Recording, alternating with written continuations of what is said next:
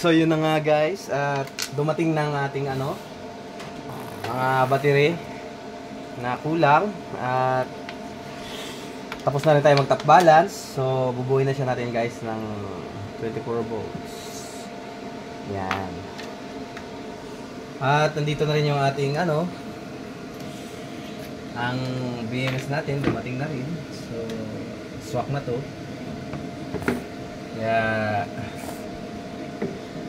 yan lang guys, kung anong ating bubuhin. Ito, nahina ko na rin ito. Nilagyan ko na ng mga black washer at nilagay ko dulo doon ng yung wire ng ating BMS. So ito na guys, sa simbolan natin. Yan. So gagawa tayo ng 8S na 24 volts.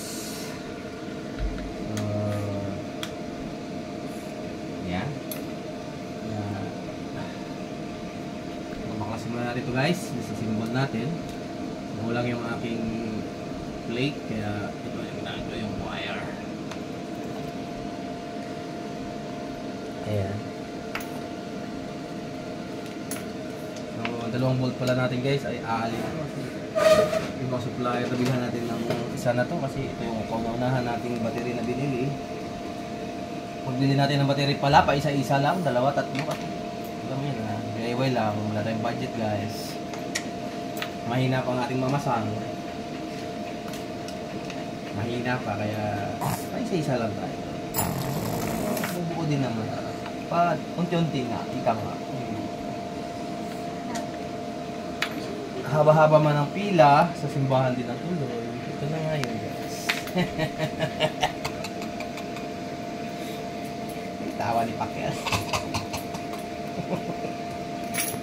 Yeah guys. Pangalawang video pa lang natin to guys. So kung napanood yung una nating video, hanapin nyo lang dyan sa ating andyan lang yan, channel. So gagawa pa natin ito ng housing guys. Ipipress natin tong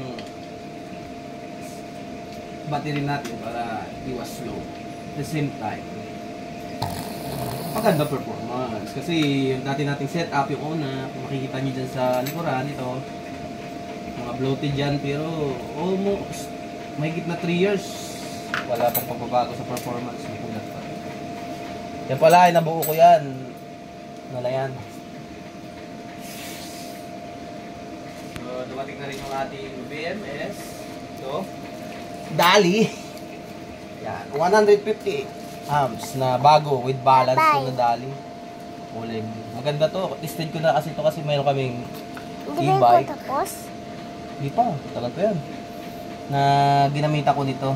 24S naman yung gamit ko nito. 20S. So, ayos na e-bike. Kasi yung e-bike namin, ganito na rin yung battery na 20S. Kaya pang malakasan yung e-bike namin. Tumatakbo siya ng 60. So, abangan nyo yung vlog namin sa e-bike namin. Talagang kung may e-bike kayo, matutuwa kayo. Ayan guys, so ano na natin guys, so palit-palitin.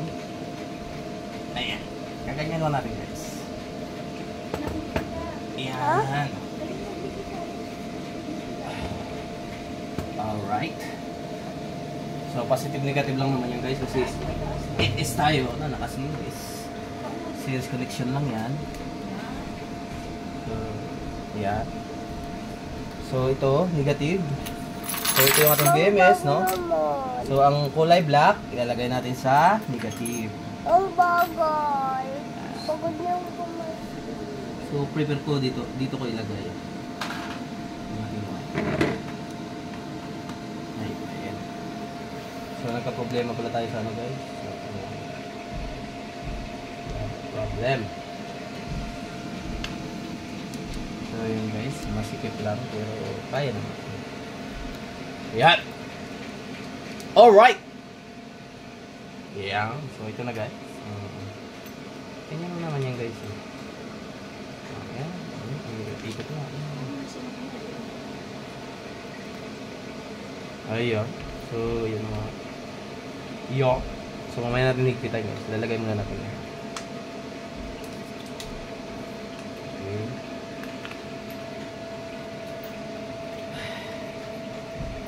Sunod lang naman yan. So next natin, syempre yung kasunod dun sa ano, kulay blue.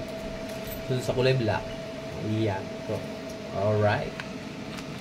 So, dito natin nalagay yan guys. Ayan. Problema talaga tayo sa ating washer. Maliit. Yung hininang ko na. Masikip na pero kanina kasya pa naman yan nung hindi ko pa nahinang. Kasi yung tingga nag-ano dun sa loob. Sa inside diameter ng ating washer. Tumama. Pumapal yung ating washer. Pero okay na yan. Ay! Mali pala tayo guys. Ano lang pala to guys. Dapat ito ay negative. Mali tayo guys. So, doon talaga kaya kabilang side magsisimula. Alright. Tao lang, sorry.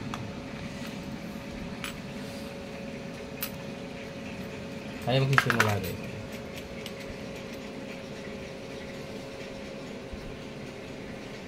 Yeah. So, ito yung negative natin. Yan. Susmi. Susmi. Marimar. Okay. Pumasok guys. Virgin na virgin pa rin.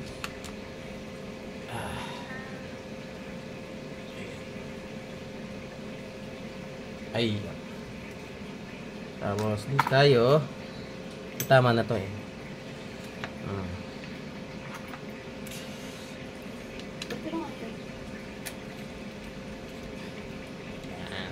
Tapos next, dito naman. Sunod lang yun guys. Para ka lang yung nagbubuo ng hindi nag-iisip. Pero syempre mag-iisip pa rin konti. Kasi pag nag-iisip ka ng konti, hindi ka malilito. Katulad kanina, hindi na ako nag-isip. Nalagay ko lang. Ano ito ah? Diba? Ayos ba tayo dyan? Ayan. Kita nyo na guys. Sunod lang yan guys ha. Dito titingnan nyo dito. Sunod lang yan mula sa block. Tuloy-tuloy lang tayo. Sa mga ka-DIY dyan. Dali na naman ito gawin. So ayan. Magka-problema tayo sa ating butas. Ayun. So kuha lang ako panghinang guys. Patay mo muna.